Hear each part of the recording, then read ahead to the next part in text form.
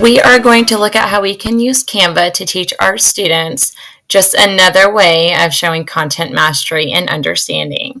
And so using Canva, we're going to find a brochure just because it's a different look that kids are not used to. They're familiar with the slides and all of the other things, but a brochure is a fun, tangible way that they can just make their understanding come to life.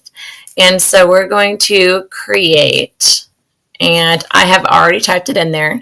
And so I did type in pamphlet, but even if it wasn't there, if you were trying to find something and you just turned in pamphlet, oh, sorry, I forgot my PH, but it's in there. Then it's going to pull up primarily healthcare type of resources, but that's okay because anything in Canva is customizable. And so while it loads, it's going to show us some of those natural pre-registered templates that it's going to look at. And the great thing about using a brochure like this or creating a brochure is that you can use it with any content. So on the science side, we just finished talking about natural resources, how to reduce, reuse, and recycle and conserve them. So I think I'm going to use that as my example. But if you are a reading teacher, you can use it for story and the plots of the stories or character analysis or any of those things. And you can, or describing text features, whatever it might be. So I selected the green and the beige just because, again, natural resources, it's very earthy.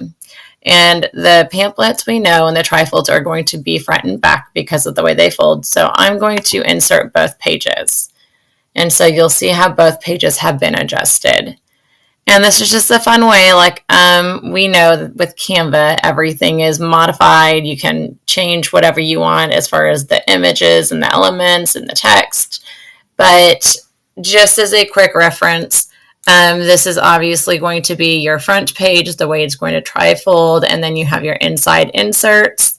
So training the kids, okay, well, how does this look three-dimensionally whenever I print it off to make it an actual hand project? So that would just be the only type of pre-teach you might need to do with them. And you can always create your model. And so if we were going to talk about the conserving resources, for example, sorry, my brain is not working. Good thing we have autocorrect, right? All right, and so we would just go ahead and, of course, adjust everything. I still think that's not spelled quite right. Conserversing.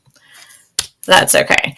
And then we're going to type in the different ways. We can talk about reducing, we can talk about reusing or repurposing and recycling, and then provide the different ways. And it's just a fun example, simple, easy. You can always have one printed out so you can give them the demonstration of what the output looks like in the end.